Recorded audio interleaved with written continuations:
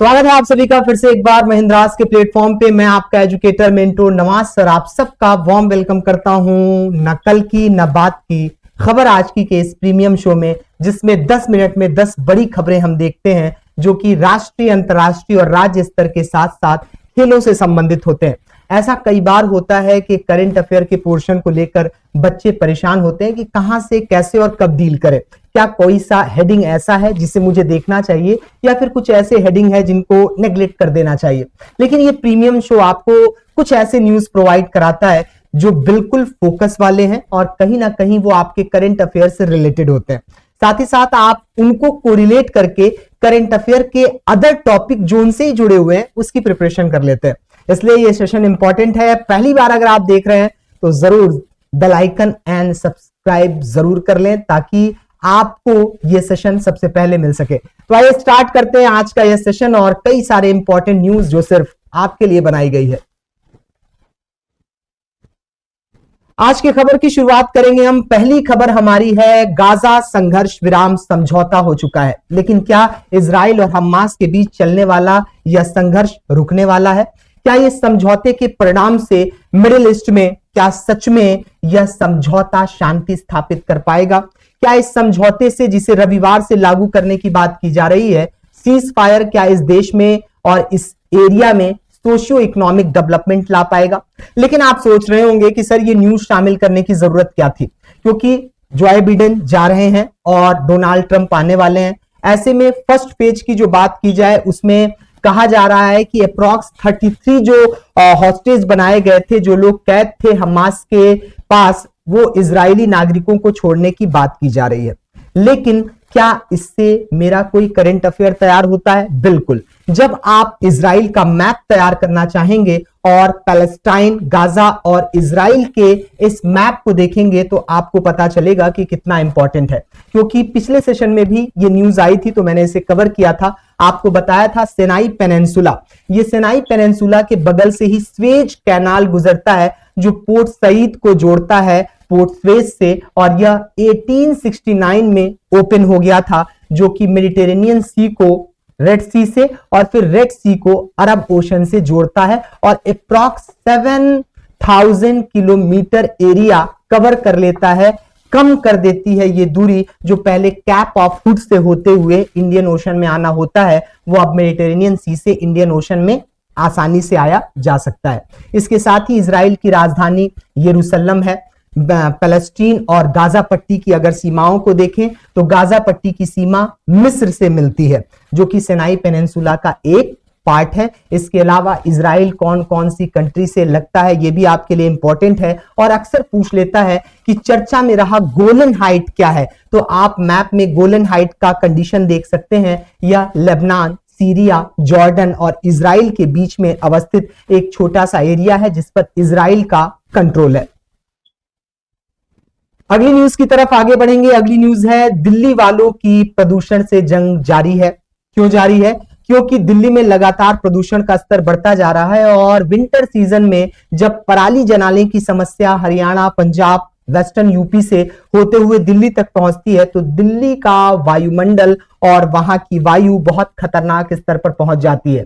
ऐसे में GRAP 4 को इंप्लीमेंट करने की बात की जा रही है। क्या आप जानते हैं ग्रैप 4 क्या है? ग्रैप 4 की बात की जाए तो इसको ग्रेडेड रिस्पॉन्स एक्शन प्लान कहा जाता है।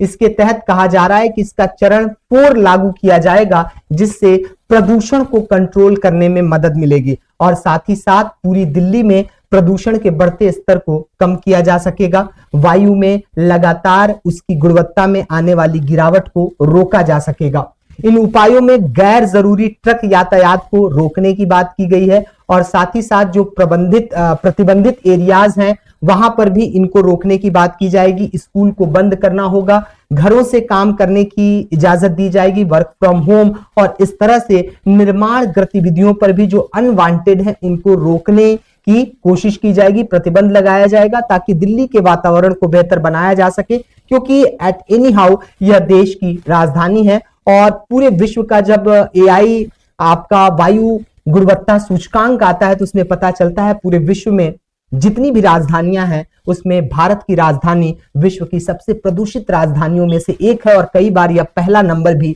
प्रदूषण में ला चुकी है। ऐसे में इसको कंट्रोल करना हमारी और आपकी भी जिम्मेदारी बनती है। अगली न्यूज की तरफ आगे बढ़ेंगे। अगली न्यूज है डेविल स्ट्राइक। भारतीय सेना ने भारतीय सैनिकों के साथ मिलकर के डेविल स्ट्राइक अभ्यास शुरू कर दिया है, जो कि 16 से लेकर 19 जनवरी तक भारतीय सशस्त्र बल के द्वारा चलाया जाएगा।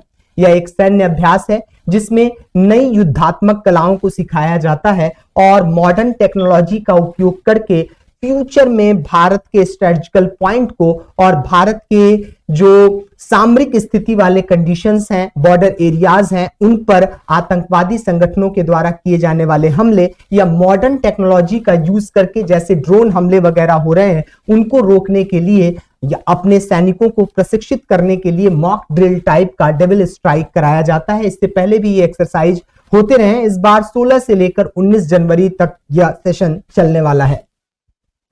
अभ्यास का उद्देश्य है बलों की युद्ध तत्परता को बढ़ाना, जिसमें उनकी उच्च तीव्रता वाली युद्ध संचालन की क्षमता आ सके और वह किसी भी प्रकार के युद्ध के लिए, चाहे वह आधुनिक युद्ध हो या पारंपरिक युद्ध हो, और उसमें यूज होने वाले मॉडर्न या फिर ट्रेडिशनल इक्विपमेंट इंस्ट्रूमेंट का यूज हो, उससे वह तेजी से निपट सके और हमारी भारतीय सीमाओं की, चाहे वह नभ जल या फिर थल सीमा हो, उसको आसानी से प्रोटेक्ट कर सके।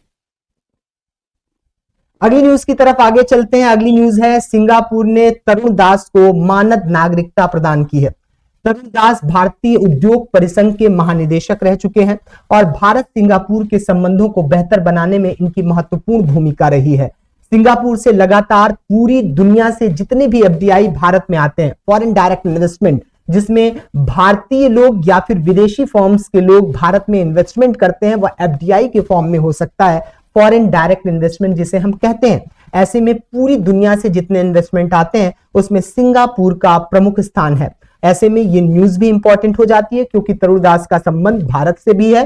सिंगापुर की राजधानी से संबंधित, क्योंकि आपके करंट अफेयर के पोर्शन में अक्सर आपने देखा होगा कि कैपिटल करेंसी के क्वेश्चन मोस्टली देखे जाते हैं। ऐसे में अगर आप कैपिटल और करेंसी का पोर्शन तैयार कर लें तो 1-2 नंबर तो आपका क्लियर हो ही सकता है। ऐसे में सिंगापुर की अवस्थिति की अगर बात की जाए तो ज्योग्राफिकल कंडीशन है इसका साउथ चाइना सी। साउथ चाइना सी में अवेलेबल यह कंट्री है जो कि एक द्वीपीय राष्ट्र है और मलाय प्रायद्वीप के दक्षिणी सिरे पर अवस्थित है। राजधानी की अगर बात की जाए तो खुद सिंगापुर की राजधानी का नाम सिंगापुर सिटी है। सिंगापुर सिटी ही इसकी राजधानी है जो मलेशिया के कोलालंपुर से थोड़ी दूरी पर अवस्थित है और यह साउथ चाइना सी जो कि पैसिफिक ओशन का एक पार्ट है और मलक्का स्ट्रेट के पास अवस्थित है। वही मलक्का स्ट्रेट जो अंडमान सी को साउथ चाइना सी और पैसिफिक ओशन से जोड़ता है।